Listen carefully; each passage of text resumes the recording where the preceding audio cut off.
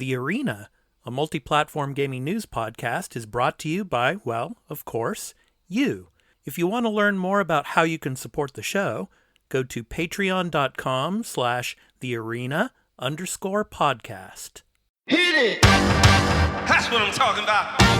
Wait! Okay, now, from the beginning. Hit it, boys.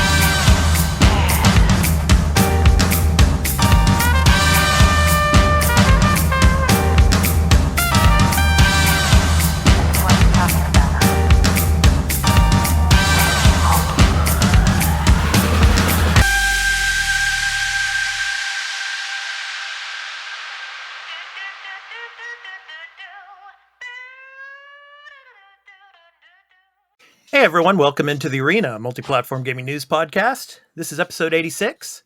I'm your host, Expat, along with my co-hosts, Burly Gaming on Twitch, and Turn-Based Carl. Carl, welcome back. How was New York, or where was it that you went for your brother's wedding? Well, I stayed in New York with my family, and then the wedding was in New Jersey, northern New Jersey. In Jersey, huh? Yeah, and we stayed at the hotel there. Nice. And it was, unfortunately, it was rainy the whole weekend, which kind of, for a wedding, that sucks. That sucks. Yeah. They had to do the ceremony inside instead of outside. And I saw the outside area for the ceremony. I'm like, oh man, I'd be so mad if I didn't get to use that. Like, I paid for this place. Like, I didn't get to use this area. But once, and it was like 50s or so, but once it cleared up on like, I guess late Sunday, when we got back, it was beautiful. It was like high 60s, low 70s, and nice. Just low humidity. Oh, I was so happy. Oh, nice. Yeah. How you doing, Burly? I take it there's low humidity up there where you are, right? We're getting up to mid humidity now. Oh, okay. It's the humidity's been getting up there. Yeah. I thankfully got my air conditioning put in yesterday, both units in my apartment. So nice. Now I'm prepared. Cool. Well, speaking of humidity and heat, we have a great show for you on this episode of The Arena. We're going to be talking about, of course, Gotham Knights. We're going to show you some of the gameplay that was shown earlier this week of Nightwing and Red Hood. So we're going to talk about that a little bit. Of course, Sony's sales figures for the PlayStation 5. Talk about that. Also talk about Dead Space, and they gave a release date for the remake of Dead Space. And, of course, another game. 2 games were delayed. We'll be talking about that later on in the show. As well as, of course, new game releases, our picks of the week. And, of course, the Nintendo Indie World Showcase. We'll be talking about a couple of the games that we enjoyed seeing there as well. And talk about what we felt about the showcase overall. So, but before we talk about the games that we've been playing this past week, here's a brief word about where you can find the podcast. Before the crew discuss what they've been playing, this episode of The Arena, a multi-platform gaming news podcast, and the post-show, in audio and video formats, will be going to Patreon in early access for one day after recording. So if you would like to support the show and become a patron at the entry Tier 1 level at $1 per month and get early access to every episode and post-show in audio and video formats, as well as watch or listen ad-free, please visit patreon.com/thearena_podcast for further details. Weekly on Sundays, the podcast will be uploaded to all free podcast services. Weekly on Wednesdays for the post-show, where you can find us on any podcast app for iOS or Android, Spotify, Amazon Music, and in video format on our YouTube channel, The Arena Productions. For the audio version, just download your favorite podcast app or open Spotify and search for The Arena, a multi-platform gaming news podcast. Subscribe, follow us, post a review, and leave us questions, comments, and feedback if you like, if that feature is available there, and spread the word about the podcast.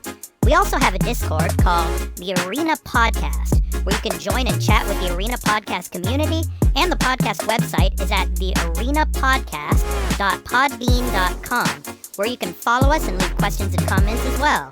Finally, you can also follow us on Twitter at the Arena AMPGNP, as well as on Instagram at the Arena_podcast. Now, back to the show. Okay, guys, I'll start I finished Trek to Yomi. So I played Trek to Yomi. I played that. It's about 7 chapters long. Oh, nice. It takes about, I would say, a 6-hour playthrough to finish the game. There are different difficulty levels, obviously, that you can play on. And there are some choices you can make within the game. So there are some replay values to this game. So I think there's 2 or 3 different main choices that you can make within the game. So the combat it's pretty simplistic. It's basically left button for blocking, and then of course X and Y, mashing X and Y buttons for slashing and parrying and things like that. It's kind of the visuals are stunning in a sense that it's like a 1950s Kurosawa Japanese film. But as you go farther into the game, it almost looks like Control in black and white. The game Control, yeah. So it's kind of weird, and there are puzzles that you have to solve to open up lanes to get to other areas throughout Yomi. So yeah, I really enjoyed it. It was fun to play. I can see why it was on Game Pass day one. Because of the shortness. Insult Game Pass like that. I'm not insulting Game Pass. Whatever are you saying?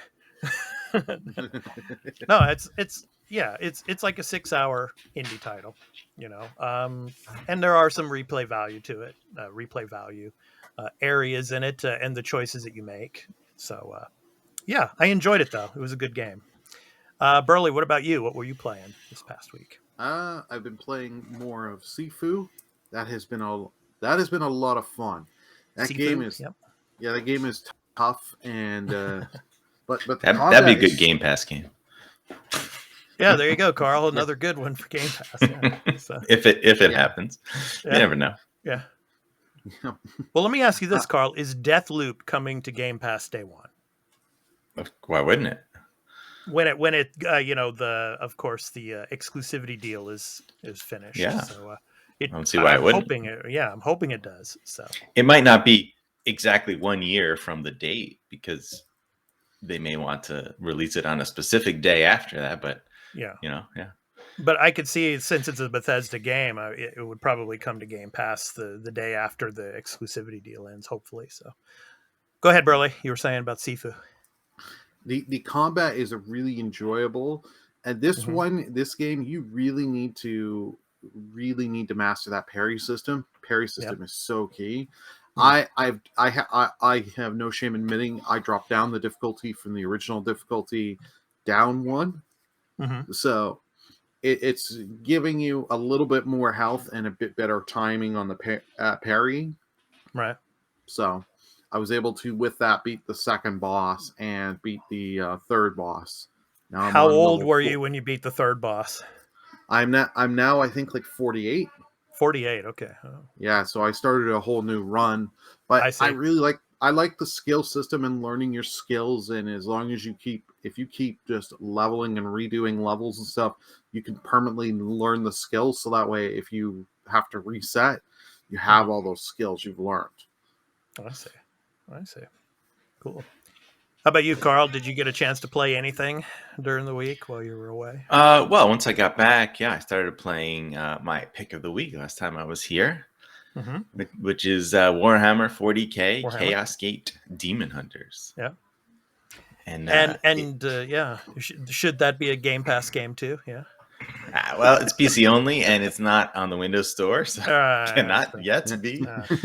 Unfortunately, yeah. Unfortunately. Yeah. So it is your like typical. Well, I wouldn't say typical, but it's a turn-based strategy RPG. It's more like XCOM than your console type ones generally, right. Or like Gears Tactics. I guess that came to console. That was like that. Okay. And I love it so far. It's you're the basic idea is you're on this ship. It's called the Baleful Edict, which is a great That's name, man. I big just love it. mistake. The names in this are like, wow, there's so much Yeah. weird stuff in here that's really interesting. And this Okay. this ship is ginormous. It's like you're cruising around in like a Star Destroyer, basically. Oh, so it's like the size of a football field. Yeah. It's monstrous looking. Yeah. And so like you know, you're on some mission, and then this Inquisitor woman like commandeers your ship, and apparently because of the hierarchy of their army, or she's allowed to just take over and say, hey, there's this plague thing that I want to investigate that's happening, and like I'm taking your army and we're going over there and we're dealing with it. And your guys are like, we don't want to do this, but Does I she guess we have have no a choice. Does she have a revolving red lightsaber? No, she does not. That Just type kidding. of Inquisitor. Well, you said it is an Inquisitor. I know, so right? yeah. No, it's common. Yeah. I guess, yeah. Yeah. She's got like scars all over her face, like mean looking scars too. Uh-huh. And yeah, you go and so there's like a star map that you can travel around, and you got to like pick the places. And what's interesting is that like there's day count, right? So like when you travel, time passes. Like, it takes days and stuff to get to different systems, Mhm. right? And once you get there, then you can do the mission there at the planet. And what's awesome is like you teleport down to the planet. So like they have like Star Trek like teleportation technology in this, but it's like super rad looking when it happens. Like the animation is like really epic looking, and because you see it a lot, so like I understand why they wanted to make it awesome, because every time you drop down for a mission, like they do this awesome like teleportation animation. Like has like it shows you in the bottom of the ship, and the ship like is like lighting up, like it's gathering energy so it could teleport you, and then it like zooms out from like the room where you're in, and then just like a burst. You guys, like it's super cool. It's a great anime. It's a great little thing. And yeah, you teleport down to planets, and then you do your turn-based battles. And what's really cool is there's a lot of environmental stuff that you can use. So like there could be like a statue, right? And you can shoulder charge the statue. And when you go to do it, you can choose like the arc where it's going to fall. So it falls in like a line, and then you can try to hit multiple guys with it. So like it's a cool animation watching the guy shoulder charge and the thing just crumble and crush all these people. And if there's other things that can break or explode that it hits, that'll happen. It'll just you can like cause chain reactions of crazy stuff happening on the battlefield. Enemies will get like thrown across the battlefield from stuff, which is cool because like you can reposition enemies by using certain things like that. You can even knock enemies off parts of the map and they just instantly die, which is pretty cool too. Like that's not a thing I've ever seen in one of these type of games. So like one of my guys has a hammer, and you can equip them with different weapons. And they just kind of like slightly different stats, but they'll get like, you can get upgraded ones that have like special abilities. So like the one I have has a knockback effect, does it every time. Yeah. So if I can get a guy who's like near an edge, I can just like melee knock him back and he's just dead, which is really useful. Nice. It doesn't happen a lot, but like there's been key times where I got it to happen. I'm like, yes, that helped a lot. Cause like you guys have armor, and armor is interesting in this too, because armor regenerates every turn. So like that's the way the mechanic is. Not like doesn't like you're seeing something happen, but if you have like 3 things of armor, that's 3 less damage you're going to do on a hit, and you have to get through that armor and then keep damaging them, because then start of the next turn he's going to have that 3 armor again. You have to get through it again. Okay. So there's a lot of interesting mechanics going on with this game. You can customize your guys. They're all sort of interchangeable in a way because they can perma-die. There's permadeath on your guys. Although when you go down, this is also interesting. They don't just die. They'll be down for like 3 turns, and they can get back up. And they have like an injury counter. Like if it happens to them like 3 or 4 times, then they're permanently dead. And then there's also other interesting stuff that could happen. I feel like I could talk a lot about this game because it's just there's so much stuff like I didn't really expect. Like there's fully voice acted cutscenes. It's fully voice acted pretty much all the time, with the exception of in the ship you can talk to some of the main characters, and you have options and things to say, and they'll respond, they'll speak, but it's interesting. I've never seen this too. That there'll be like a body of text, and the voice acting will actually say like 1 or 2 sentences in it, like the most important part of it, but they won't read the whole thing. Oh, interesting. Yeah. It's interesting. I'm like, yeah, it's a good way to save on some voice work. Like, you get the gist of what needs to be said by what they actually say, but if you want to read it all, it's there. Yeah. What was the other thing I was going to say?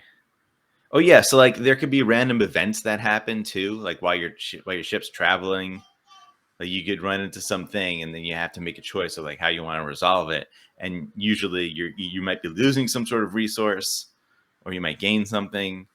I did one where like I did one choice where something is happening with like a plague or something, or an infection on my ship, and I had to do something, and I chose to do some like experiment to find out how to stop it. And you do it, and they're like, oh, you stopped it, but one of your guys is dead because you used him as the experiment. And I'm like, oh wow, that's messed up. So yeah, it's really cool. And you have to upgrade your ship, so there's all kinds of things you can upgrade and resources you have to use. And of course it takes time to upgrade, so as you're moving around, or you can kind of advance time and just wait. But if you do that, the location, there's a timer on all your missions that you can go to. You can't get to all of them. Like the bloom effect happens, and there's like infected planets, and there's usually 3, and you won't be able to get to all of them in time. And if you don't, it increases the plague on the planet. So like if there's another mission there, now it's like a higher level planet, and there's a higher challenge if you go there. Okay. So like things can kind of escalate. Like I could see if I was like really not handling things well, I might be in a lot of trouble, because I played a higher level mission. I got to like one of the boss things, and it was pretty tough. If I didn't have like my highest level guys, if I wasn't making sure I was leveling certain guys up, and I used the best guys, I would have been in a lot of trouble. Might not have made it. So yeah, man, it's I think it's exceeded my expectations, and there's things that I still haven't even discovered about the game. Like your ship has like a hull level and like a gun turret thing that it can meter for something. I don't know what that's for yet. I haven't gotten to use that mechanic. So okay, all right, awesome game. The 40K. There, if you're a fan of like Warhammer 40K, you're gonna love this, because I'm not a huge fan. Like I like it, but like I'm not like a big into it. I like it, but like if you're into the lore, this game uses that lore. They're talking about all the crazy stuff in 40K, which sounds super interesting. I'm like, I wish I knew more about this world, but it's good that they're not sitting there and like trying to explain it to all of you, because it's very dense. Like just the things that they talk about, you're like, oh wow, like there's a void, and there's the warp, and the demons like can only influence from a certain, getting power from this, and I don't know, there's an emperor, and there's all kinds of things in this world that are bizarre. There's this tech priest guy who's like this living mechanical race. I don't know what he is, but he's the only one there so far.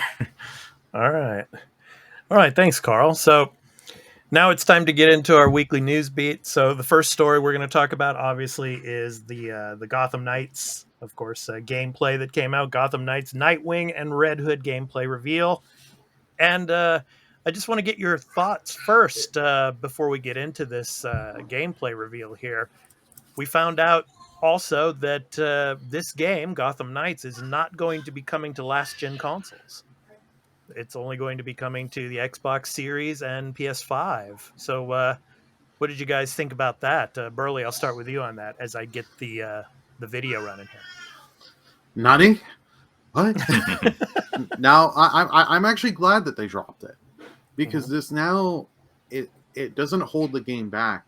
Because a lot of these games, when they do these cross-gens, the newer gen version suffers because they don't develop as much, putting much time, because they want to get it on both systems to maximize sales. So I'm hoping this means that they'll put more effort into using the custom SSD and what the Xbox can offer, the Xbox and the PS5. hopefully, especially for the PS5, using that DualSense, using the actual haptic feedback and all that on the controller. Mm-hmm. Carl, what are your thoughts? I know I had heard you saying that you were, pleased that this is coming to to current gen consoles only. So, what are your thoughts on this? Yeah, I mean, I think it's fine at this point. I think it's time. This game, as I'm looking at the footage again more carefully, Mm-hmm. I mean, I really don't think this game would perform at all on those old systems. I mean, you're going to get, 30 FPS, if you can even hit that solid, and you're going to be like 1080p. You might even drop lower than that. It's just, I don't understand. Yeah, I see exactly why. Well, I have a question for you. Did Arkham Knight, when that came out, that ran at 30 frames per second? I assume that was on last gen, right? I can't remember. That launched on the PS4. Right, PS4 and the One. Xbox One, yeah. So yeah, everything on that gen was pretty much 30. Okay, yeah, and because I was gonna say, I mean, this game, I mean, yeah, it looks beautiful and all, but I mean, when it comes to the comparisons to say Arkham Knight, the latest Arkham game, I mean, it pretty much, just my personal opinion, it looks pretty much the same, but I don't know. I have to see them side by side. Like, looking at this, I think maybe you have to look carefully at like what's going on. Like, there's a lot of detailed animations happening. There's a lot of like lighting stuff going on in the background. Yeah. Particle effects, and the fact that it's also like it's open world. And I know those other games were, but like I think this is much more expansive of an open world. Mm-hmm. I don't think, and this is probably gonna run at 60 frames, I assume. Yeah, probably. I would hope. Yeah. Let me go ahead and I'm going to read for you here the editions that are going to be coming out and what you get in those editions. And I left the link below for you in the video, those that are watching by the video version. So, for example, you're going to get a standard, a deluxe, and a collector's edition. So the standard edition is basically just the game itself. And it's going to be $69.99 on console or $59.99 on PC. So I guess you get it for $10 less. Yeah. Yeah. $59.99 on PC. That's wild. Yeah. Yeah. So that takedown of that ice cream truck, man, that was cool again. And the guy's getting out, and this is great. This game looks great. I know some people are criticizing its visual. I think the visuals are fantastic. Yeah, I know the one thing which hasn't come up on the video yet, but people are like, oh, the menus look like crap, and I'm like, you know what? Whatever. Yeah, they don't look great, but like I don't play menus, I play video games. So let me just you're in the menu for as little time as you need to be. Let me just finish reading about the editions. The deluxe edition costs $89.99 on console and $79.99 on PC. It comes with the base game as well as the Visionary Pack DLC, which includes the following: exclusive gear and cosmetics, and Beyond suit style character skins inspired by the Batman Beyond animated series, and more. Ooh, yeah. And sorry. I know you want to get to the final thing. Yeah. You're paying that much. You're not even getting story DLC. You're just getting skins for $20 more. Yeah. Gotta be something else, right? And then finally, the collector's edition costs $299.99 on console and $289.99 on PC. It includes the following: 4-character statue diorama, augmented reality Talon key, 16-page media book, an exclusive Gotham City map, exclusive gear and cosmetics, and Beyond suit-style character skins inspired by the Batman Beyond animated series, and more. So that is the information for the different editions. So, I hear the menus. Yeah. the menus aren't bad. It's just your generic menu. They're very generic, yeah. But I don't care. If the menu's bad, that's not gonna kill my experience of the game. I've played games where I don't like the menu, but I've loved the game overall. Yeah, and look at all the different suits. I mean, they're freaking cool, man. That one almost looked like a Kabuki-ish mask on the Red Hood guy. That was freaking cool. Like, I don't know. I will say, like, Weird West, right? I didn't mention when I talked about Weird West, has Mhm. really awesome like UI, like menus, like the menus, the style and the animations on them and the sound effects, like really adds to the experience a lot. But it doesn't make the gameplay any different. Like I'm not gonna, you know, I would sacrifice that for better gameplay. Yeah.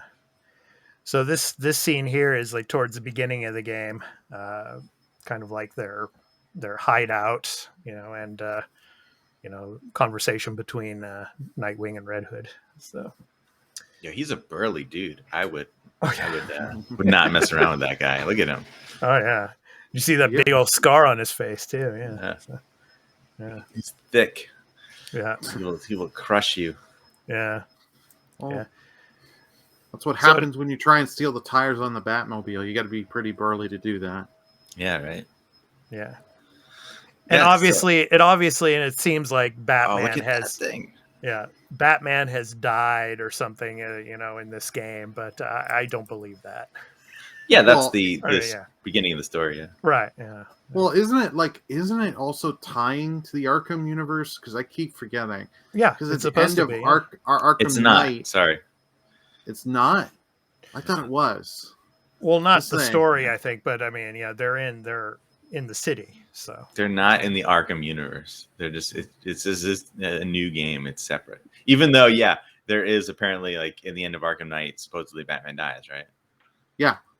Yeah, And it brings but that- in Red Hood. That's the thing. Like, Yeah, but they're not, because that was, I mean, Arkham Knight was Red Hood, so it's not, Yeah. because it's not the same. It's not the way this is done here. But they already Yeah. said that it's its own separate thing, which is fine. Like I don't want to continue the Arkham story because I like those games, but look, they're old now. It's been a long time. I don't remember anything that happened in those games. So now, for all of you video viewers, we're looking at some stealth elements of the game here Yeah. with Nightwing. So going through into one of the Court of Owls places here. So Yeah, man. The one thing, like, you know, also people were saying that there's all the materials right in the screens there, and you're using that for upgrades. And I don't think it's gonna. I think it's like, you know, that's just RPG element stuff, and maybe it doesn't sound great the way they seem to have implemented, but it doesn't look like, you know, you kill dudes and they're dropping like, you know, like boxes of titanium or something. You know, like, Yeah. I don't know. I mean, maybe that guy just dropped something. I'm not sure, but you now have the titanium sticks. yeah, Plus I mean, one. there's gonna be some of that, I assume. Like, you're gonna use those resources and you're gonna upgrade like things on each of the suits. That's gonna give you different power levels and stuff. And Oh, yeah. but, like, I'm okay with that. I like that stuff. I want those type of elements in my game because it adds something to it. Oh, the combat here with Nightwing. all Just the him jumping and acrobat. everything. That Yeah. thing's super cool. Where he does the batons, and it's like a, I don't know, is it ice sort of blast thing that goes across the ground? Yeah. It looked like ice, but I couldn't be sure. Yeah. Yeah, I mean, this game, and there's like when you see the animations, like, I think they're fantastic, and there's 4 characters, and they have separate different builds. Like, I don't know if they have different animation, different attacks based on the builds, but I'm excited to play this. Really am. Yeah. I think it looks Hopefully great. crossplay. Yeah, maybe. Yeah. I wouldn't bet on it. Yeah. I wouldn't either, but you know what? We got crossplay for Tiny Tina. So Yeah. I'm allowed to have some hope. Yeah. Yeah, crossplay is weird because I've heard things of that. Some games have crossplay, but some games don't allow you to invite people from other platforms to play with. So, like, Yeah. you could be matched with other people, but you can't add friends that you have that are on other platforms. So, like, what's the point even? Who cares? Or they make it difficult where you have to use like some web interface. I forget what game it was. I know there was one you couldn't do it in the game. You had to go to like a website Mm. to do it. Which I get, because it sounds complicated just thinking about how that would work. Like, if I'm on, you know, Xbox and you're on PlayStation, like, how are those networks talking to each other, right? When they don't, it's not like they have an interface set up to invite each other from different platforms. Yeah. So each dev is probably doing it their own way, and you can see why it's not uniform across all games. Man, look at Red Hood, man. Yeah. This is cool with the guns. Just I love not this, even like, looking. Just yeah. It's just like this gun fu, like it, I don't know. I guess what's it called? John Wick sort of thing going on. No, yeah. This looks like a boss battle here. It was a Court of Owls boss or something. Oh, this is a certain character from the Yeah. Court of Owls storyline, and because I remember I watched the DC animated film on this. It came out years ago. I can't remember if the character's name is like Talon or something like that. Yeah, I don't remember, but it's been a while, so forgive me, but this is a known character. Yeah. So, I mean, it's pretty cool that we got a lot of this gameplay footage, and then obviously previous footage, we got some of Mr. Freeze. So we're getting Mr. Freeze as well in this game. So, I think that was one of the missions with Batgirl. They showed, last time they showed Batgirl and Robin. So yeah. Makes sense. Yeah. Performance is going to be key, and that's probably the main reason it's not on last gen. I didn't mention with Warhammer. Chaos Gate. That performance, I'm struggling on my PC. Oh, I don't have the recommended settings, so I guess that's probably why. That's on you. Yeah, you should borrow my new PC, Carl. Yeah. No, I didn't realize. I didn't realize that. I didn't think that game would be that demanding. Yeah, because it's not like a AAA game. I would probably consider it more AA-ish. Because I think but yes, like that game chugs on me a lot. Like during gameplay, I get like 40s. During like sort of in between cutscene stuff, I can get 60 sometimes. And I'm like, when I see the 60, I'm like, this looks so good. I wish it was like this the whole time. It bothers me so much. Like performance, man. I want 60 frames per second. If you have to cut things to do it, then do it. Yeah. Okay, make it happen. I don't want my PC, man. I'm getting annoyed now because it's the first game in a while that like I've had to mess around with settings to get better performance. Like I can't even get the performance I want. I'm like, I don't want that. Just want just put it on console and optimize the hell out of it and make it 60. Do what you gotta do. Cool. All right. So next up, we're going to talk about PlayStation, of course. What's that? It's another one of those. It's another game system, Carl. It's the true video game company. I look at my PS4 every once in a while. Yeah. Sony promises better availability after PS5 misses 2021 sales target. So 11.5 million is what PlayStation, the PS5 sold in 2021. But they had projected a 14.8 million sales. That was their projection. So, but they actually did sell more than the PS4 did during their first year. So anyway, I'm going to go ahead and read some of the article here for you. Let me go ahead and put the link here for you.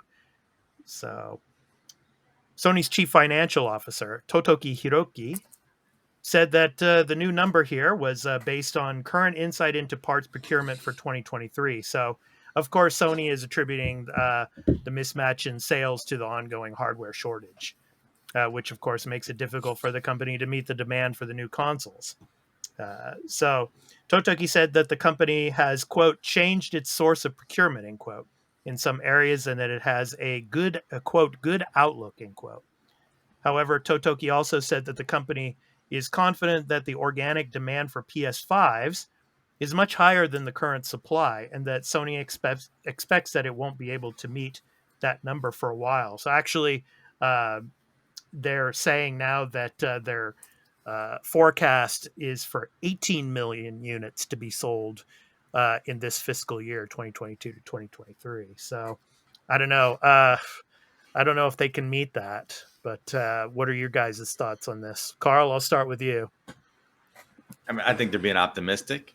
Yeah. I think somewhere along the lines they're going to say we've adjusted our projections and we're now expecting 14 million for the year or something.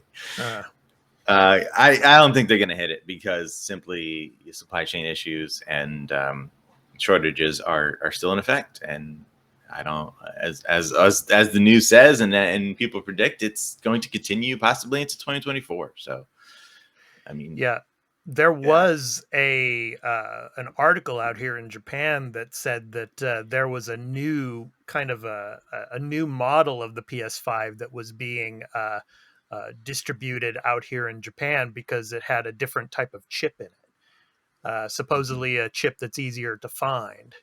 So we'll see if that boosts the sales out here in Japan. I mean, it's not gonna make the console look any different or anything. It's just something inside, and the code numbers are changing.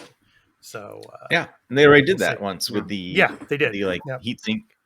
Uses like less aluminum or something, Right. And Xbox also, there was a story out about some patent that showed a different, I think it was a different processor or something that was just less, silicon basically. Yeah. Just trying to save, yeah.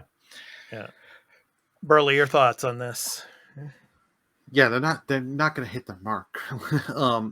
They're being optimistic as all hell. I understand you want to be optimistic and try, keep investors happy and keep the general public happy. And then you have the easiest excuse in the world to say COVID and supply chain issues. It's out of our control. And it is, to a degree, it is out of their control. Like, I think they could be doing a few things better. One thing I wish they would do is the thing Microsoft is doing, of doing if you want to buy it, do these through pay by month or whatever, like what was it, Xbox All Access or whatever. No, it's a monthly installment plan. Yeah, that's it. Yeah, like do that, because part of the problem is as soon as PS5s come in, they sell out quickly, and there are scalpers and people that are hoarding them. You do stuff like this where they can't, making it harder for scalpers and limiting people from buying them. It would help get them in more people's hands, because I've got a buddy of mine that's trying, and you have to have lightning fast reflexes and a lightning fast internet connection to even stand a chance, have everything saved at Best Buy, Walmart, all the different places to give yourself a 2% chance of getting one. Yeah, I'm interested also to see which of these consoles has sold more of those 11.5 million, whether it's the digital version or the disc version. I would assume it's the disc version that's selling a lot more at the moment. So I think so too, yeah. The April NPD numbers came out. And PlayStation 5 was the number one in dollar sales. Sales, yeah. Right, which would probably tell you that they probably sold more of the higher end unit, because the unit sales, Switch was number one, Xbox was number two, PlayStation was three. Right. So. And the article ends up talking about, like with Microsoft, Microsoft has indicated in recent announcements that Xbox has been gaining market share globally, as well as calling the console the, quote, next-gen market leader, end quote, in North America, the UK, and Western Europe. As such, it's pretty clear that Sony has lost some ground here, and it'll be interesting to see if it can make it back up. So, anyway, we shall see. But yeah, man, that secret weapon, the Series S. I'm telling you, it's better than the X. It's not better than the X. What are you talking about? It's half the cost, half the size, half the power. It's and it's a probably great less little than game. that. It's a Game Pass machine. Like, I've known people that have actually bought the S just because it's not all because of small form factor, and it's like, oh, I can just get in, just do Game Pass, and it's a try box. I can just try stuff. Yeah. No, I mean, and obviously that's what I love with the thing. It's like, I didn't want to have to buy a giant Microsoft Xbox and then be like, because for me over here in Canada, that's over $600 for that, whereas the S was like $400 for me. Yeah. Did you And guys, that's the deal. Burley? I don't know about you, but Carl, did you have the original Xbox One when it first Oh, came yeah, out? yeah. Yeah, I did. that was a heavy beast, wasn't it? Oh, this is a It was beast. Yeah. really heavy. Yeah, Yeah, actually, I think the- it's not as heavy as the Series X, but that's just because it's so No. dense, that thing. The original Xbox One had so much empty space in it, and Yeah. that big, Yeah. huge fan. Yes, They yeah, it over-engineered that. They're really like, we're not having problems. Okay, Yeah. this damn thing's gonna work. Burley, did Where's you have the original Xbox One? I had two of them. We had Two of the them, okay. the one with the Kinect, and then we took that back. So my dad was like, why am I needing this? Let's just go with the PS4. And then I bought the original Xbox One with the Gears bundle when I see. Gears Ultimate launched. Mm-hmm. And yeah, that thing was just big and bulky. And I was like, Yeah. why? And the power brick was like this freaking big. Like, it was, I hate that. Yeah. That's something I love with my Series S. It's just like the PS5, just a little cord. Yeah, I same mean, with the ever X. since I mean, yeah. the 1S, I mean, they started that. Like, Right. Oh, okay. the 1S was such a great design. I can't believe like they didn't. If they had that at launch, wouldn't have changed a lot, but it would have been a little bit different story because people Well, would if look they- at that and if like they- that's sexy. Like, Maybe. If they would have had that and got rid of all the stupid nanny system, always online, and well, all they got rid that of that other crap. immediately. Yeah, That never yeah. happened. Yeah, but that killed them at the beginning. That Yeah, killed them I out of the mean, It was the Right. perception that killed them. Yeah, Well, it was really the $100 price difference with lower power. I mean, Yeah. if the 1S was the launch system at the regular at the same price as 400, I mean, totally different generation. Yeah, the generation Even would have been. even with the less power, I think it wouldn't have been that big of a deal. Like Yeah. it was like margin. It's marginally different at this point, you know. But anyway, Yeah. the one thing I want to say, last thing on Series S is that the Gotham Knights thing. Okay, you're going next gen only, but you can still get it on Series S. So like, you Yeah, of can't course, complain yeah. that people can't get access to it because if you want a Series S, you can just buy one. They're Series readily S is available. current gen. Yeah. Yeah. So, yeah. All right. So now it's time to switch over to Nintendo. Boy, oh boy. Carl, I don't even think you watched this, right? So anyway. Yeah, it's okay. I mean, you know, So I Burley like and some I, indies, we have but, a you know. couple of thoughts on this. I'm. You should just watch it. I mean, I'm not trying to rip on Nintendo, but they really need to change how they put these Indie World showcases together, especially when it comes to the indie developer, like interviews right before they show gameplay, and to have their lip sync like 3 seconds off, like during the presentation. I mean, it was really, really bad, Burley. I mean, it was pretty terrible. I mean, they showed some really cool games, you know, and all, but I think they really need to figure out how to sync the video with the developers and when they're speaking during the video presentation. Anyway, what were your thoughts, Burley? I enjoyed it overall. There were there were games I was hoping to see. Like I said, Sea of Stars was one I was hoping we would have got something on, but we didn't. There were other indies I was hoping to see, and I won the spiritual opium bet. Expat. Yes, you did. Yes, you did. You won a case. Yeah, you got a case. Yeah. What was That's what I need.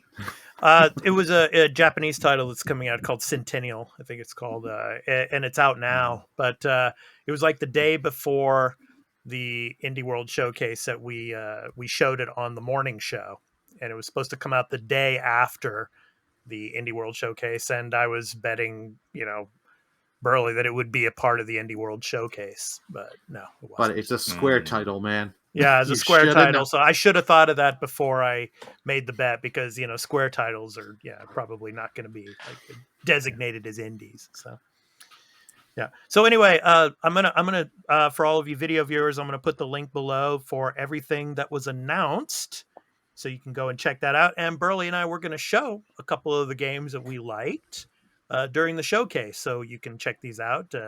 Those of you that are watching by video format. So, Burley, your first game, the Oblets. Go ahead. What is that about? Alrighty. Just give me 2 seconds. Oblets, the colorful Pokemon-esque life simulation. First is heading to the Switch this summer. Players can grow and train their titular oblets as they build a life in Badgetown. Mini games, customization, and friendly neighbors keep whole oblets experience fresh. Okay. So, I love their little design and just running around. Okay. This town. This is actually something I actually probably will pick up. Okay. Yeah.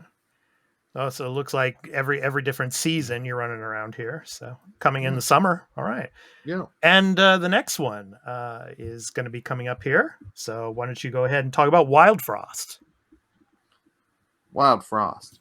Chucklefish and developers Deadpan Games and Gatzer game, a new deck building roguelike gameplay coming to the Switch and PC. It's a mix of deck building adventure in which players rally a deck of charming companions and powerful elemental items in an attempt to take back the world that has fallen to the Wild Frost.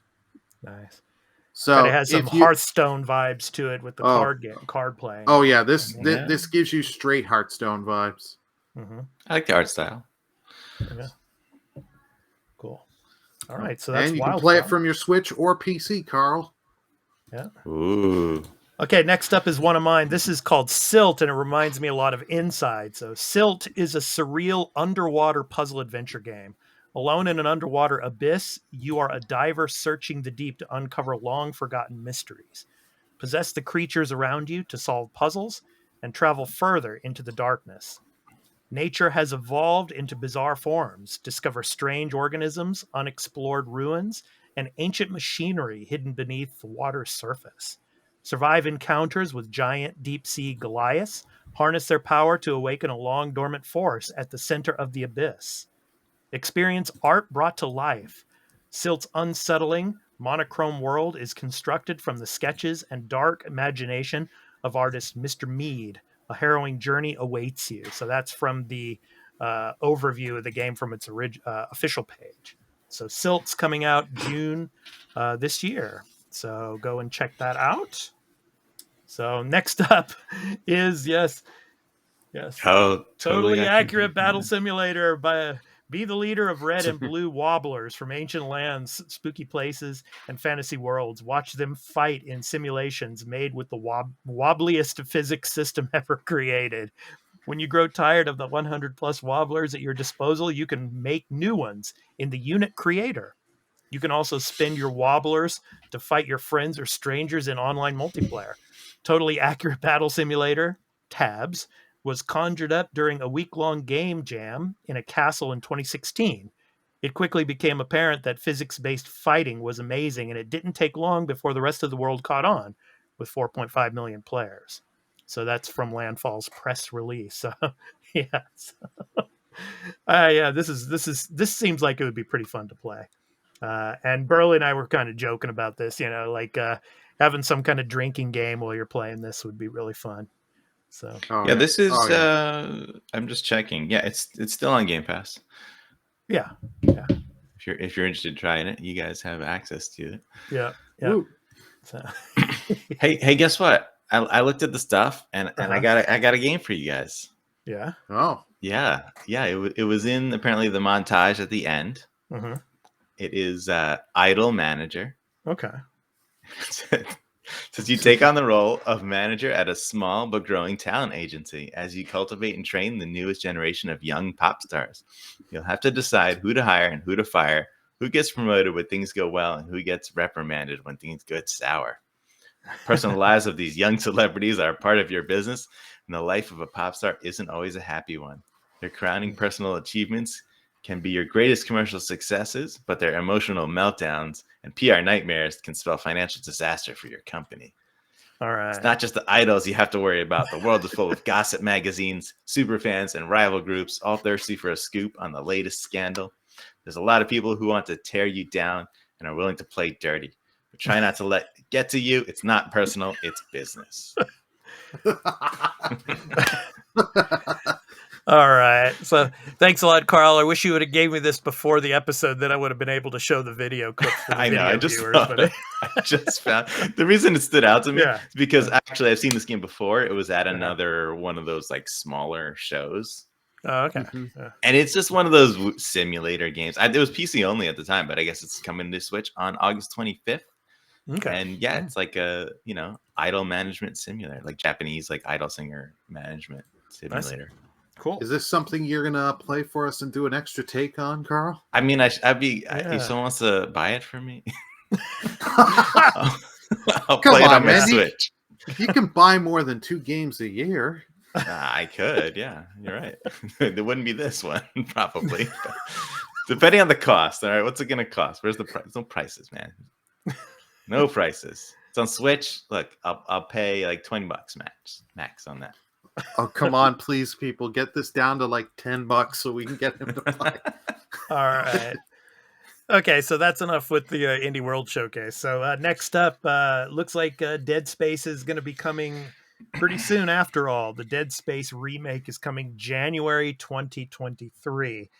Well, let's keep our fingers crossed for that because in another story that we're going to be talking about just after this, when you put out a release date doesn't mean it's going to actually stick. So that's just from me here. But anyway, I'm going to go ahead and throw the link to the article that I'm going to be reading from here. So this is from Polygon.com. So EA and Motive confirm a release date for the sci-fi survival horror game. So Electronic Arts remake of sci-fi survival horror game Dead Space is coming to PlayStation 5, Windows PC, and Xbox Series X. So yes, no last gen. So on January 27th, 2023, the game's developers announced Thursday during a live stream presentation. Dead Space was previously pegged for an early 2023 release, according to EA. EA Motive, the studio behind the Dead Space remake, also said to expect, quote, more substantial, end quote, look at the game this October, ahead of Halloween. So don't count on seeing much more from Dead Space at or around Summer Game Fest in June, especially since EA won't hold an EA Play Live event as it has in years past. Anyway, guys, excited for this. Do you think it's going to make that January date? What do you think? Burly, I'll start with you. What do you think? I'm excited for this, even though I've never played a Dead Space game. Mm-hmm. I'm looking to play them in October. Shameless plug.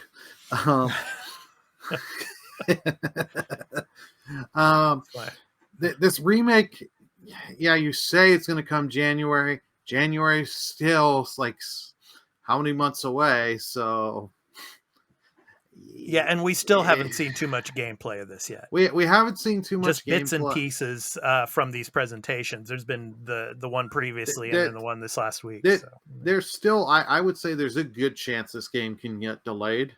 I think they say January to be optimistic, but we'll push it back till like May kind of time of the year. But like, I don't surprise. Why not just launch this in October 2023?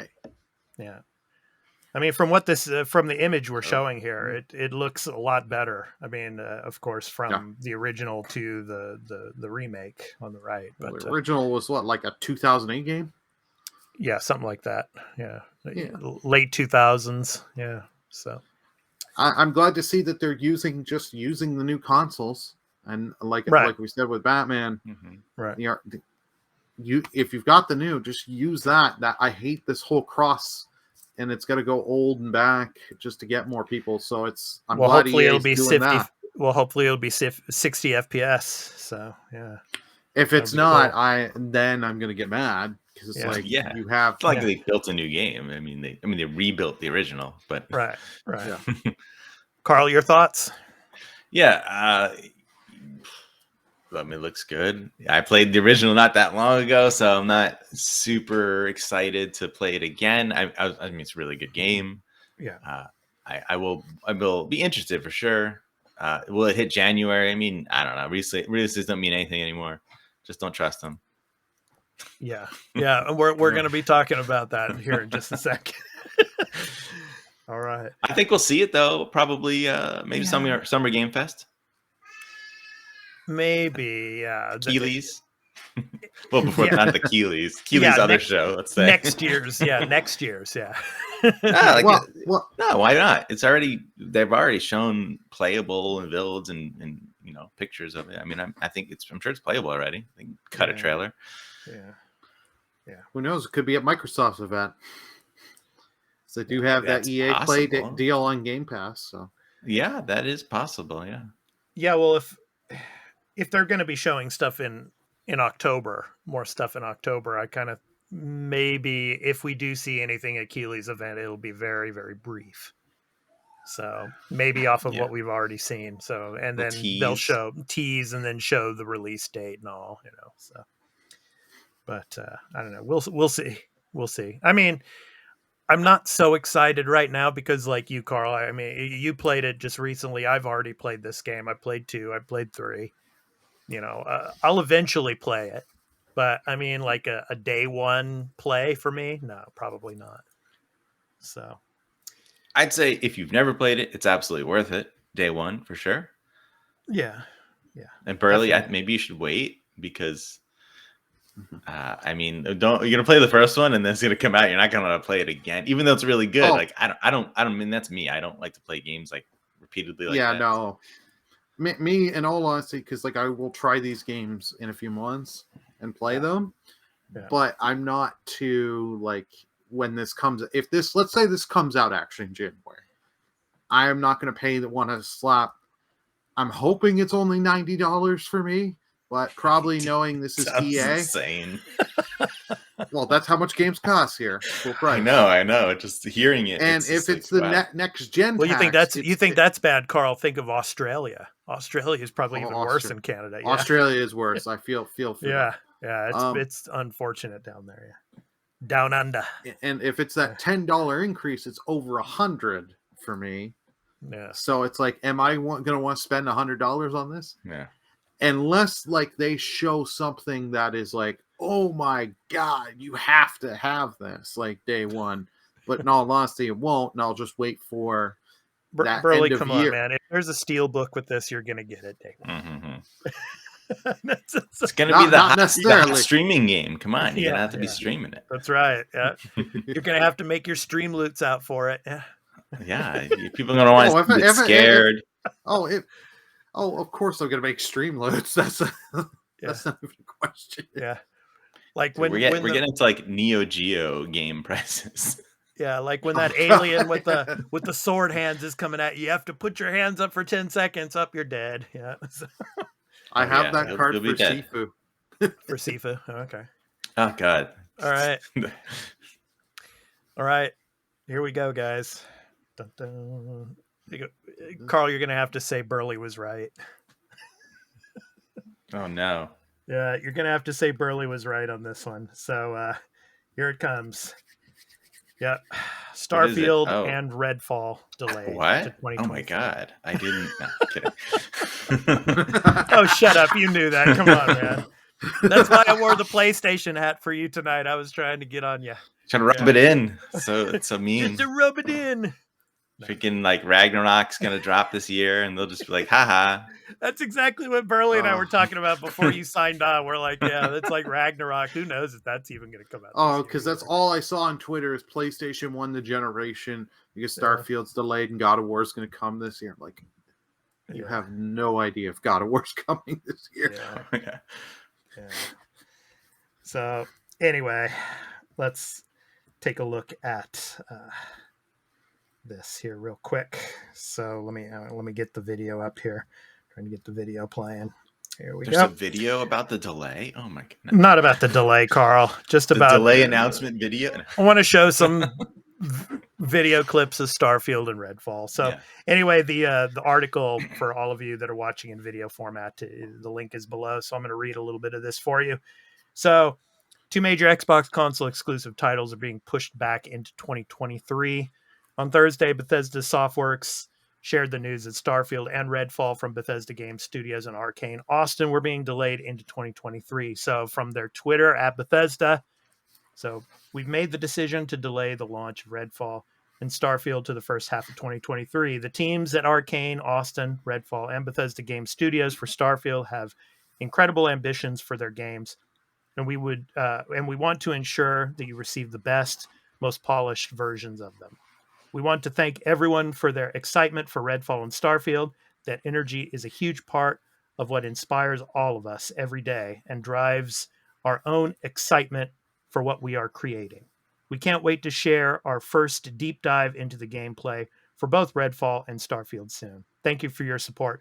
And also, Phil Spencer also chimed in on this as well on Twitter at Xbox P3. These decisions are hard on teams making the games and our fans. While I fully support giving teams time to release these great games when they are ready, we hear the feedback. Delivering quality and consistency is expected. We will continue to work to better meet those expectations. And I think he was responding to a lot of people on the internet really kind of being really upset at the fact that now that these two games are being delayed. 2022 the Xbox first party lineup doesn't look strong at all in their minds. But I don't know. So looks non-existent. Well, one of those games. There are some games, but I mean, yeah. I mean, let's be honest. Yeah. One of these games, no one cares about that much. Redfall, is a game I keep forgetting about until we see this small thing. That was the one game where, I remember when it got announced, and we were like, okay, this is a thing. I don't care. I'm not going to buy this. Yeah. Play this. It's definitely not a game for me, but that's the studio that did Prey, and a lot of people like Arcane, although they're not super popular. This game, I like some of their stuff they've done, but it's like the Redfall was just never a game I cared about. And I remember because people have asked me like, what do you think of Redfall? I was like, I forgot about that game. They're like, oh my god, so did I can't even remember what it is. I had to look it up quickly, be like, oh, that's what Redfall is. Yeah, well, I mean, we haven't gotten any gameplay, much of it at all, really. Right. I mean, here's the thing. I mean, this is going back to the point, and then for you video viewers, now we're going to be showing some of the Redfall, trailer here. But this just goes to the fact that if you should probably never trust a release date if you've never seen gameplay. If they only come out with a cinematic trailer for a particular game, don't trust the release date. Either that or these companies should just start saying, okay, these are tentative release dates. Make it tentative release date instead of just saying, this is our release date, because then that's when you're going to piss off a lot of people when it doesn't come out, and then you have to come out and apologize to everybody and have to reiterate over and over again that we're still working on the game and we want to make this a great game for everybody to enjoy. So if these companies just went out and went on not on a limb, but just were more honest and say, hey, this is a tentative release date, then you wouldn't have a lot of these problems. Because then when it comes close to the time that the tentative release date is coming, and then they have to delay, then people will be more understanding. So that's my take on this. Anyway, Carl, what do you think of all this? Being the biggest Xbox player here on the podcast, what do you think of these delays? When I saw it, I was heartbroken. I was just like, wow, like they put the date on in the trailer for Starfield, and stylistically, it wasn't even like just a date at the end, like on the title card. Yeah. And then they doubled down on that date. They mentioned it. I think it was Aaron Greenberg tweeted about the date, just tweeting shit about it. I was like, they must be confident, right? You should just do that. And then, God, I'm losing it. So Redfall, I'm like, whatever. It was, they said summer, and I did, obviously didn't expect that to hit, and maybe the latest summer you could possibly say, but yeah, since we haven't heard anything, that one makes sense. Yeah. Oh, man, this Sony fans, man, they're just right. Xbox has no games, right? It's just, they got nothing. It is. It's super depressing because like if you're an Xbox fan, if that's your ecosystem. I mean, and your first party output is basically nothing for the year. I don't think there's anything. But I mean, what about this showcase that's coming up then? I mean, what do you think they're going to have planned for this then? Is this going to be like 80% Game Pass now? I mean, what do you think? Or like a Plague Tale Requiem, could that still be coming out this year? I mean, But yeah, that's got a launch date for this year, but that's not first party. So like, obviously Game Pass is. See, Game Pass is hugely affected by this because I look at the value of Game Pass as, what big games am I getting on it? Mm-hmm. And I'm supposed to get first party games. Last year they came at the end of the year, but you got Halo Infinite and you got Forza Horizon 5. Actually, you also got Flight Simulator if you want to count that, and Psychonauts 2. Those are multi-platform, but first party. Big titles. Yeah. So this year, I mean, there's other like Plague Tale. That's good value, sure, but like I was expecting to get Starfield, and I thought Redfall would hit later in the year possibly, but like Redfall's what is this, like a 6-month delay at least, because they said summer, and it's who knows, it's probably even further. It's more than 6 months of what summer would have been. It's rough. I honestly think they're going to lose Game Pass subs unless I don't know what they could really do, because you're looking at this year, like what is it I'm subbing for this year right now? Yeah. Obviously, like I'm okay. I already subbed, and like I like the indie selection I get, and every once in a while they got something bigger that's good. But like, what's the value for the rest of the year? You got to tell me what that is, and I guess the showcase hopefully will do that, but I don't expect any first party games. I mean, Forza Motorsport is possible. Does that matter? No, it doesn't move the needle. I mean, yeah. Burly, any other thoughts on this? I've got a few thoughts. Like they are right. I think now Microsoft is going to be doubling down on freaking little deals just to get titles onto Game Pass. So you can get more stuff like I'm using Outriders for an example. Get stuff like that, kind of just get names on the service. Yeah, it sucks they have none of their big hits that they want this year, but I'm still very happy Bethesda did this because they chose to improve their game. Yeah. That's something like after Cyberpunk. I think they realized like Bethesda has always had buggy launches with every game of theirs. Yeah. And there's the infamous Todd Howard speech. And I'm sure Microsoft has said, Phil Spencer says, you come out and say this again, I'm going to put a bullet in you and end you. So they want Starfield out well. Like, I know that we were saying like when they did the whole reveal last year and Expat and I were doing the Microsoft event, and we're like, wow, they must really be confident. But hey, things happen. COVID has really hurt development and stuff. We hadn't seen much for Starfield. We saw the one little post of the one companion. I can't remember the name. The one robot companion. We hadn't really gotten any gameplay, so it's not as surprising that this got delayed. Yeah, just going back to what I said earlier, we have not seen hardly any gameplay of this game. Redfall, we haven't really seen anything. We've seen nothing on either of them, right? No, right. But the expectation with the Bethesda games is that they will show the game for the first time, like maybe 6 months out. That's not they've done it before, right? So like, true. It was reasonable to think that the game was still going to come out because of the way they do it. But you delay a game. I don't like. Delays suck just because this one hurts because Starfield was my most anticipated game of the year. Yeah. Right. Mm-hmm. Yeah. But you want it to be good. I don't want it to to be disastrous in any way. So you don't want to play it in an hour in, crash, play 15 more minutes, crash, and all that. Yeah.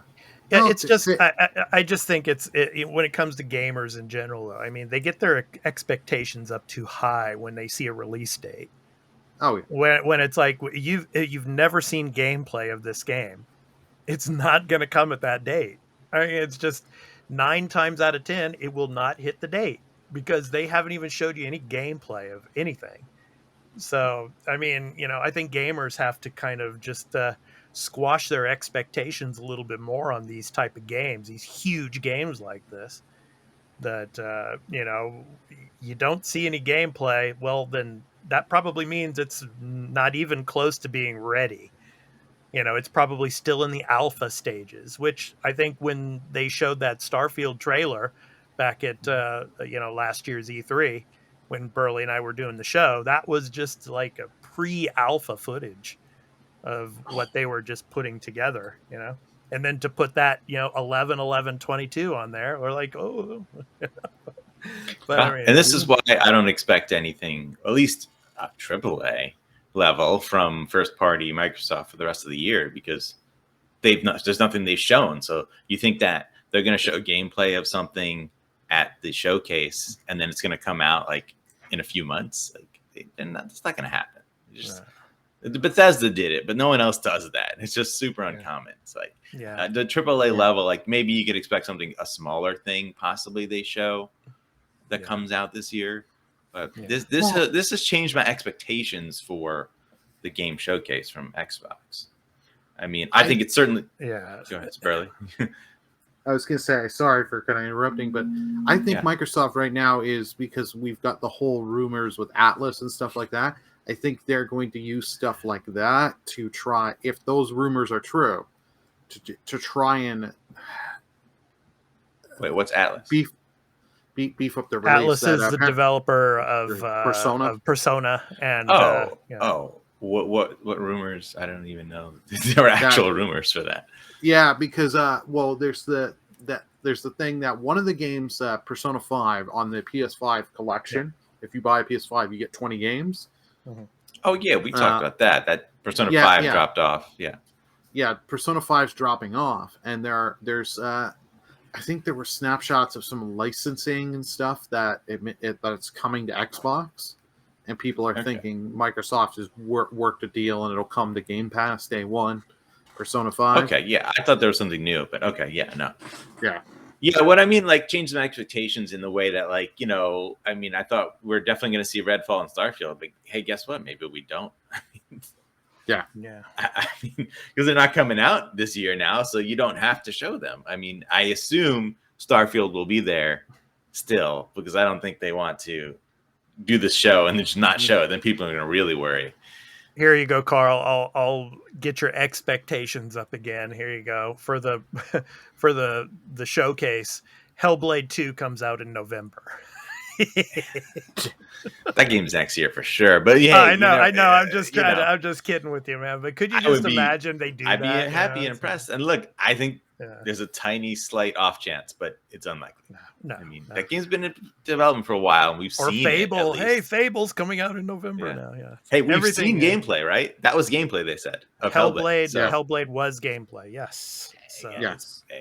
Yeah. And you know that Keeley's probably going to show that one as well as at the Xbox event in June.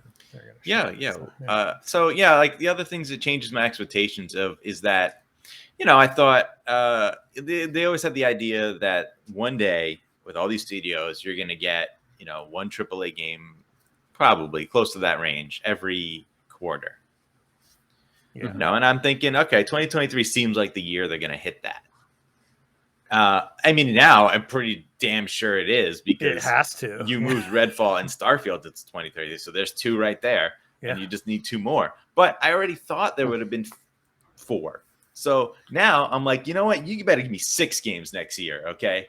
Don't to delay 2 games out of this year and then give me less next year. And then when that Activision Blizzard deal gets done, then you'll start seeing the Call of Duties and everything else pop up as well. So But guys, you guys forgot one game that's in beta is supposed to be finished this year.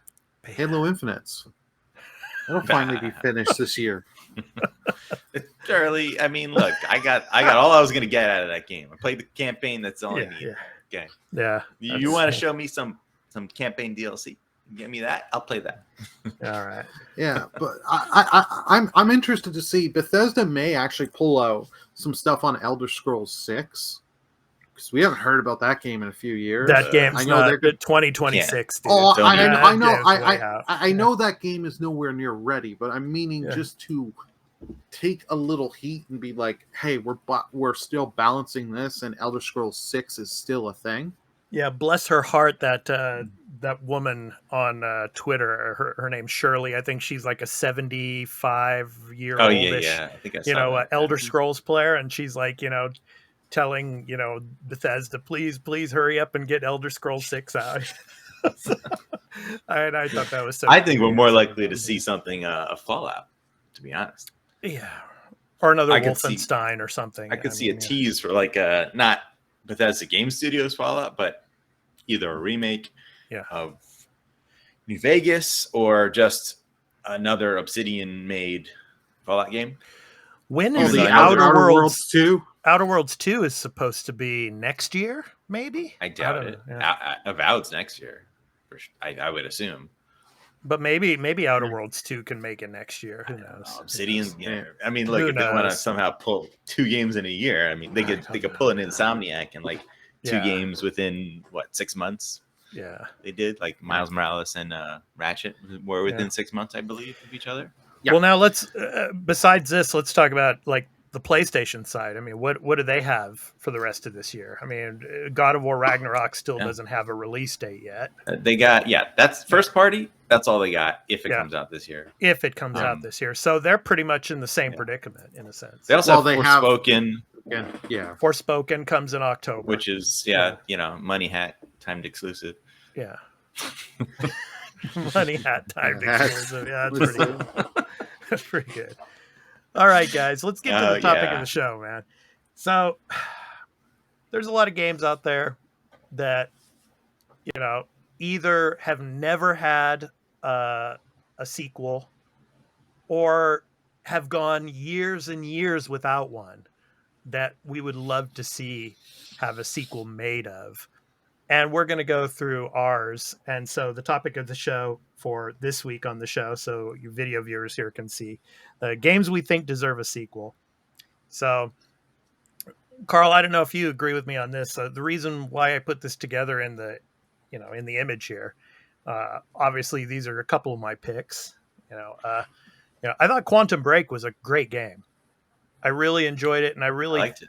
I really liked it a lot, and I like the characters in the game, and I really think they could do a sequel to this game. I would love to see them do that. As well as L.A. Noire, of course, is another one that came out, and another one like Bully is another example. But L.A. Noire, the detective game based in like 1940s L.A. Oh yeah. That was a great game that would love to see some type of a sequel to. But what about for you guys? What would you like to see? Some games that either never had a sequel or had a sequel, but it's been such a long time since they've made that particular series of game to see another sequel come. So. Burly, I'll start with you. What's your first game that you would like to see? This one I've brought up before, but we'll never get it because the developer is no longer around, is PlayStation All-Star Battle Royale. I had a lot of fun with that game. It had its problems, but it could really be tweaked. Mm-hmm. And now with more and more characters Sony has, I think it would just be a fun little thing. Okay. I think one day they'll give it another go. I think give it to another studio.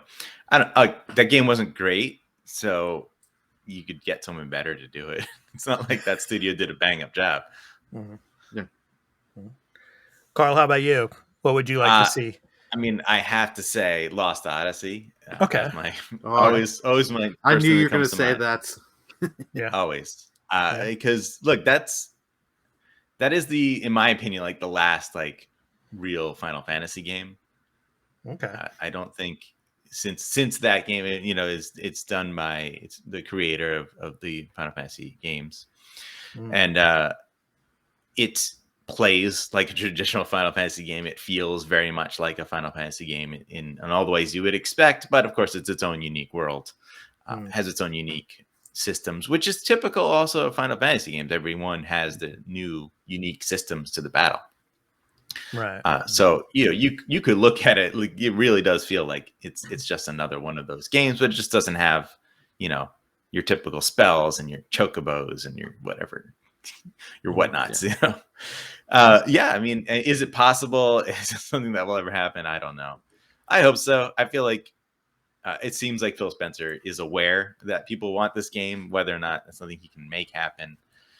The developer is, not really they don't make AAA games. So right now the last thing they made was Mistwalker made like an Apple Arcade game.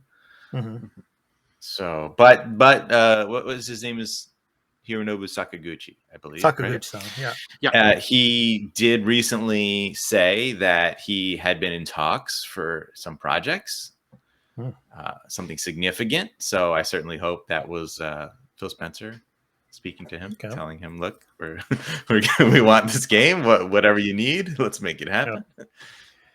Well, let me throw one other one out, and kind of a reason I'm wearing my PlayStation hat, not just to tease Carl and everything about the Starfield delay and all, but one of the other games that I felt probably deserves a sequel in my mind, in my opinion. I don't know about a lot of people, because a lot of people were divided about this game on the PlayStation side of things. The Order 1886.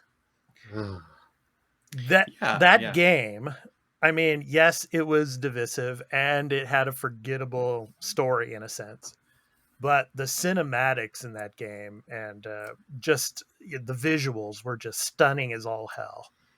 And it was interesting, vampires and werewolves in London and things like that. It was pretty interesting in a way. And I think a lot of people really thought that they were making a sequel to it, but it just never came about. So, I mean, yeah, if they could take the story in another different direction, it would be pretty cool, I think, for the Order 1886 to have a sequel. Another one, of course. Well, I was going to say that Order, go ahead. Everything I know about that game, like it's not a good game as far as like gameplay wise, but I think stylistically, the world that they created, it's super interesting, and I would like to see another take at it. Yeah. It's just one of those things where a game like that, even if it was significantly better, like, would it really be that successful? Who knows? Who knows? Another one on the PlayStation side, Shadow of the Colossus, I think would be a cool game. Burly's like shaking his head there. That's a game I bought on the PS4. I tried to get into that, but like the controls, I don't know what if it was just that port or I got it at the wrong time and an update fixed it, but it was just, I don't get it. I just enjoyed it. I enjoyed climbing all the Colossuses and the gameplay. It was fun for me. So I would love to see a sequel of that. But anyway. That would be cool. They don't do sequels like that studio, right? They just done like games that are somewhat similar, in style. Yeah. And of course, Last Guardian took them like 10 years. So. Yeah. Okay, so I'm gonna throw the link in here. So this is 25 games that deserve a sequel, and I'm gonna read them for you guys. Yeah, I'm gonna read them for you guys. Do we get to name anymore? Man, God. I was if you want to, go ahead. I've got one. Yes, please. But don't look at the article because I want you to be surprised at what they actually. Well, I'm sure one of them is in here. Yeah. But Half-Life 2 episode 2 just ends on a cliffhanger. Yeah, right. And I think that was like 2008, and we still haven't got the thing an update on that. Like we got that Half-Life Alyx game takes 5 years before the events of Half-Life 2. So if you've played episode 2, you know the cliffhanger it ends on. And it's like Valve can't count past 3. And it's like, really? Why'd you end it this way? Yeah. Carl? Yeah. Again, if I'm thinking of what deserves a sequel, I mean, I think Rise, Son of Rome deserves a sequel. Yes. It's not a played game. that. Yeah, It's good. It's very good. Yeah, I like that. I think it's underrated. Like, obviously, it's not amazing, right, as far as gameplay wise, but like it's enjoyable. Yeah. I really liked the just the way you have to like basically dismember people and like it's just fun. It's just enjoyable. Like it's great the way you wear them down and then Are you can, okay, like, Carl? Are you okay? auto kill them. Dismembering people. It's because it's so stylistic the way it does it. It's just cool. The animations, the detail, the bridge, like it just the bridge battle. Yeah, it was cool. yeah, like it's just such a beautiful game, and Yeah. it was the way it was like the way it came out, the way it was developed, right? That it was originally going to be a Kinect game for Xbox 360. Yeah. Like, Well, it and was a what they launch title, right? Launch title for the Xbox One. Then it became a launch title. You can tell that they didn't have the time to really make it into something wider in scope, but the story is really good. The visuals are great. The gameplay is like okay, right? It's nothing amazing, but there's so much. I think the game has so much potential of where it could go. Like this could be another God of War type game, but there's because even in that game, like there is mystical stuff that they don't really get too much into, but the gods are definitively real in that game. Yeah. And they have a influence and there's power like that. So to see where that could go, I mean, even the multiplayer, as like basic as it was, I was like, this is a neat idea. I like being in the arena, fighting people. I thought there's potential for that to be expanded as well. I'm not a huge multiplayer guy, but like, that's something that could be so much more other than like the very linear thing it was, Yeah. Okay. So let me go ahead and count down this top 25. This is from IGN, and the link is below for all of you video viewers. Number 25, The Legend of Dragoon, year 2000. Oh, Phoenix will agree with that. Yeah. Number 24, The Simpsons Hit and Run, 2003. That's for Burly. I can agree with that. Yeah. That one's Carl. That one's for Burly, definitely. Yeah. Number 23, Star Wars Republic Commando, 2005. Yeah. 22, Skate 3, 2010. So aren't they making Skate 4? I think like they already announced it. No, isn't it? It's like Skate XL something. It's Well, they announced that, right? Well, I have to game. admit, this article, it's kind of an older article, but this is the latest article on games that, should have a okay. Well, they got what they wanted. Yeah. Number 21, Brutal Legend, 2009. I guess. I never played that. I was told it's funny, but it's nothing like over the like gameplay is not that good. Yeah. Number 20, Enslaved, Odyssey to the West, 2010. That's an interesting one. Like I would like to play that. I actually think they should do like a remaster. It would be really good. Yeah. Number 19, Vanquish, 2010. So, number 18, Full Throttle, 1995. Full Throttle. Yeah. Oh, that's an old LucasArts game, isn't that? It is, yeah. Yeah. I mean, that'd be nice, but those don't really happen. Although, we're getting Monkey Island, new Monkey Island. So Number 17, Metal Gear Rising: Revengeance, 2013. That ain't happening. That's probably more likely than another Metal Gear. So because Platinum made that, so that Konami could say, "Hey, Platinum, like, let's make another one." Right. Number 16, Diddy Kong Racing, 1997. Oh, please. I never got the appeal of Diddy Kong Racing. Like, I know it had the hub world, but I never got the thing because you're just changing vehicles and stuff all the time. Yeah. It's got a sequel. It's called Mario Kart 8 Deluxe or whatever. Like, just play Mario Kart. It's got it. I'm sure. No, the real sequel is Crash Team Racing. Yeah. They remade the first hub world in that game. Oh yeah, through Crash Team Racing when they were developing it. So Number 15, one I just mentioned earlier, The Order, 1886, 2015. Yes. Number 14, Jade Empire, 2005. Oh yeah, Jade Empire. Yeah. Yeah. Number 13. It'd be great if they tried. If they could do that. Number 13, Einhander, 1997. So Never even heard of. He has a Square Enix like side scroller shoot 'em up, but it had like 3D-ish elements to it, so it was interesting looking. Number 12, Demon Souls. Dark Souls is a sequel. Get out of here. What are you talking about? Number 11. I wouldn't mind if it kept in the style of Demon Souls. It's the same style. I know the slight but, differences, but it's like, Okay. hey guys, you know what needs a sequel? Dark Souls 3. Yeah. That really needs a sequel. Maybe we should call it something like, I don't know, Elden Ring. That'd be a cool name for it, right? Yeah.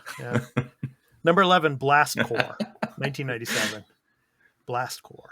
Blast Core. Oh, so I actually played that. It's a weird ass game. Yeah. Wasn't Number that 10. an N64 game? Yeah. Number 10, Bully. Yeah. 2006. Bully, man. For sure. Bully, yeah. Number 9, Donkey Kong 64. 1999. Why would you say that? Why?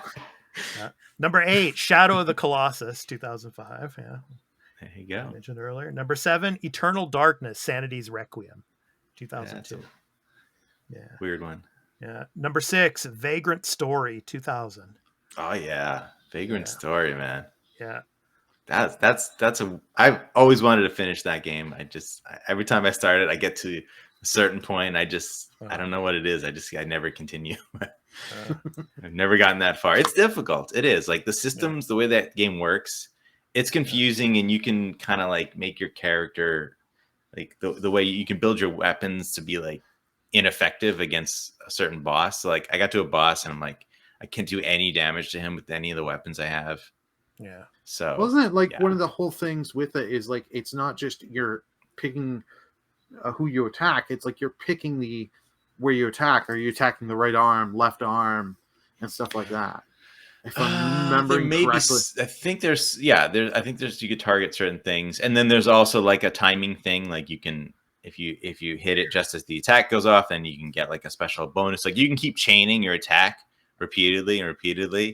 But like I'm doing, I remember like learning the timing so well that I kept doing it a lot, but I was still only doing like a couple points of damage. So 3 damage. Yeah, I'll get them to eventually. 3 damage. Yeah, and then you could do it with blocking too, so you can block their damage, and you would take very little damage too if you do the timings. Like, it's a weird game. Like, you can like train your weapons like by beating up the dummies. There's like training dummies that you can like make sure your weapons do damage to the right type of like enemy type.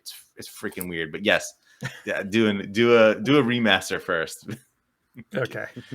Number 5, Grim Fandango, 1998. Cool game, and again, LucasArts like thing. Like I don't know if those games need sequels. Oh no! Here we go, guys. Number 4, Bloodborne, 2015. Okay, no, that one I agree with. Yeah. People love that. Yeah.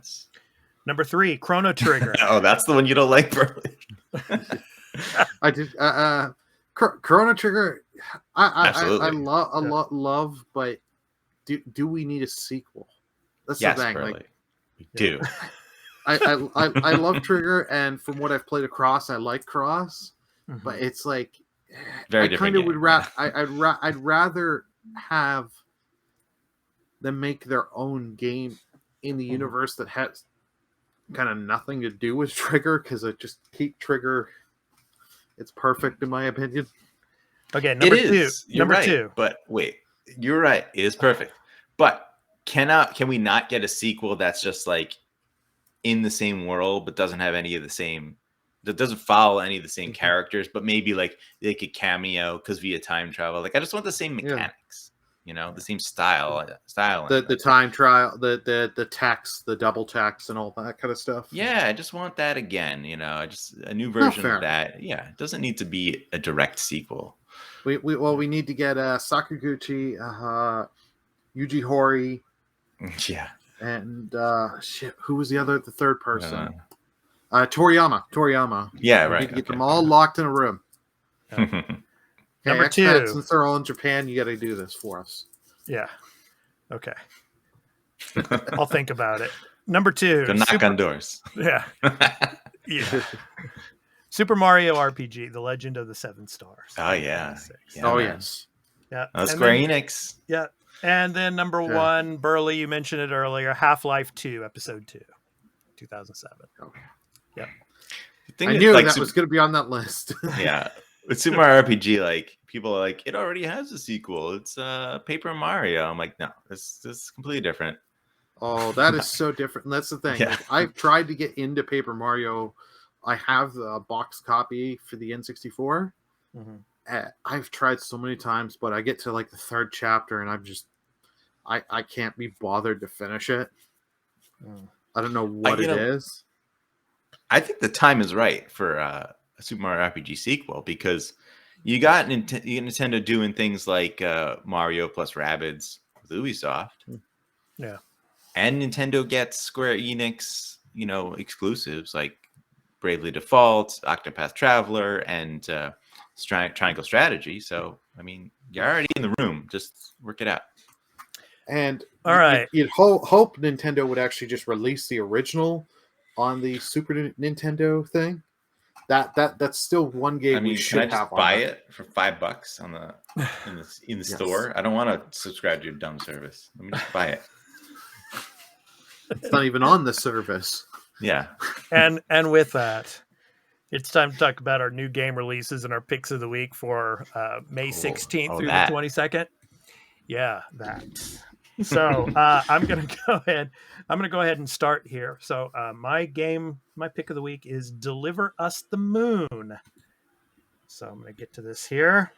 So Deliver Us the Moon is a puzzle adventure game experienced at various points of the narrative from either a first-person or third-person perspective, which is determined by the type of action that must be completed. For example, the camera shifts to a first-person perspective when the player controls a floating robot tied to a puzzle.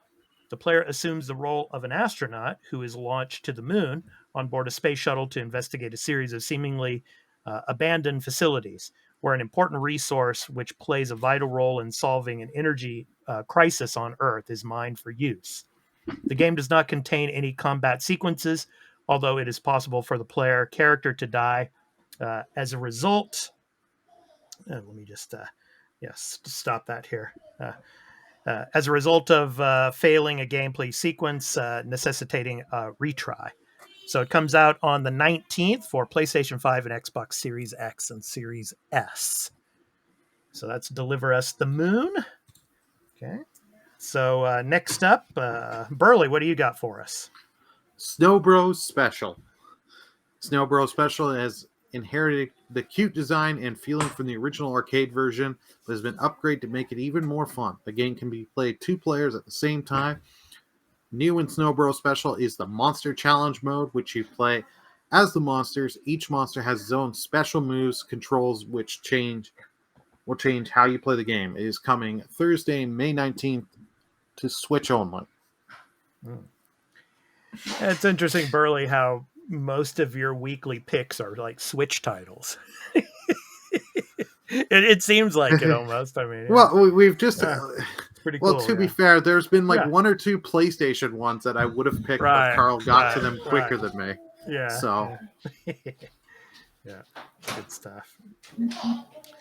Okay, Carl, what's yours? Hey, there's a trend for me too, and that's PC games. Yeah. So I got V Rising coming to PC on May 17th. Mm-hmm. Awaken as a weakened vampire after centuries of slumber.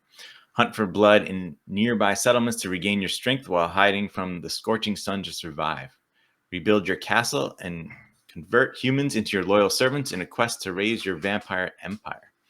Make allies online, fend off holy soldiers, and wage war against other players in a world of conflict. Explore a vast world teeming with mythical beings in danger. Travel through lush forests, open countryside, and dark dungeons to discover valuable resources, meeting friends and foes alike along the way. Traverse the world with vampire comrades or hunt solo as you pillage villages, raid bandits, and wander into the domains of supernatural beasts. Yeah, this Interesting, looks like, when I looked through these and I found this, I was like, oh, I actually would really be interested in playing this. This It kind of looks looks like Wild West in a sense. Yeah. it is weird Yeah. in that it's like an ARPG, like a Diablo type Yeah. combat. Yeah. That's what I was gonna say. But then it also has like base building of your castle and upgrading your stuff and your your vampire abilities, and Yeah. it sounds really cool. And it's got like a big open world, Yeah. with like areas that are I guess like blocked. I watched a video explaining it all. Like certain areas are blocked off, you can't get to them, or like they're you want to stay in a certain area because it gets too difficult or things like that. There's very cool looking game. Cool. Yeah. All right. So that's called V. Yeah. V Rising. V Rising. All right. All right. So those are our picks of the week for this week. So next up, Carl, what do we have for Game Pass? It's going to be coming. We talked about this before the show. There's really not much coming during the week of the 16th through the 22nd. But can you tell us what's coming for the rest of the month of May for our listeners and viewers that might not know what's coming to Game Pass for the remainder of the month? I mean, I wish I could, but I don't know. I don't think there's anything announced yet. Well, Sniper, wasn't it Sniper Elite 5 is coming? Yeah, I guess. What's that? Whenever that release date is, right? I mean, I think it's the 25th or something. Okay, well, yeah, that one. I forgot about that one. That's a big one. But they haven't done like the drop, with the dates, and we know that one's coming at launch for that. So, and maybe Assassin's Creed Origins, that big new release title. Yeah, right. That'll keep us subbed. Yeah. Yes. Yeah, Assassin's Creed Origins. What's that coming in June? I think it is. Yeah. They haven't even told us. They said it's coming sometime. Maybe yeah. soon. Maybe soon. Yeah, I'm sure the showcase that's what June 12th is. Yeah, they'll probably announce it then. So it's a really weird way to announce it, because usually it's like Sniper Elite 5. Like when the game is announced, they're like, yeah, it's launching into Game Pass. So like whenever the date is, like that's when it's launching to Game Pass. But they're just like, yeah, we made a deal and we want to tell you about it, but we can't tell you when yet. It's just weird. Yeah. Okay. Burly, what's coming to PS Now? He's already announced that. That was a couple of weeks ago. Yeah. Did you? Yeah, I didn't listen last week. I'm sorry, guys. I just no. I didn't listen too much. Yeah. So, anyway, so just some programming notes for our Patreon. Of course, we're going to be recording after this episode. We're going to be recording our episode 6 and season 1 recap and discussion of Moon Knight. So stay tuned for that. It'll go up to our Patreon first in early access, and then, of course, it will go to our YouTube channel once it goes public. And then we're going to be also, Burly and I, we're going to be doing Strange New Worlds, the new Star Trek series.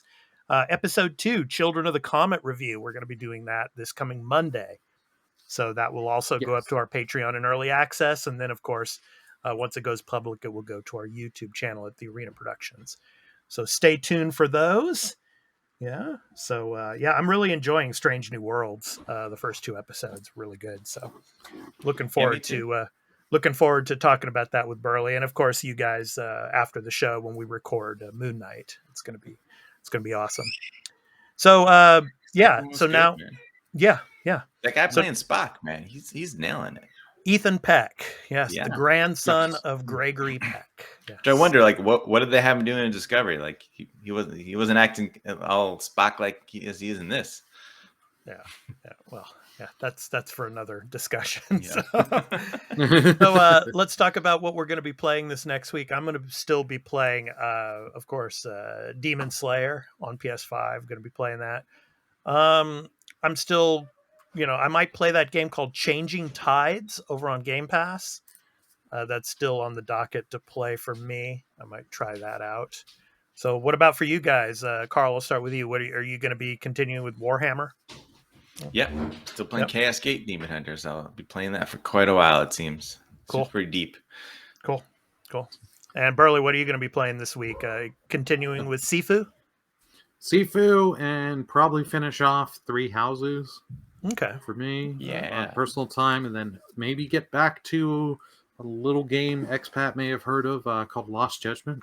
God, you got to get back to that game, man. You're going to forget the story, you know? It's like you got to... Oh, I won't forget. Yeah, you gotta, stick with it to get the gist of it all. But Which house did you go with in Three Houses? I can't remember the name of the house. The one with Blythe. Wait, what? The blue house. Blue. Blue. Oh, I forget the name of it. Okay. Yeah. It's been a while. Okay, there's Black Eagles.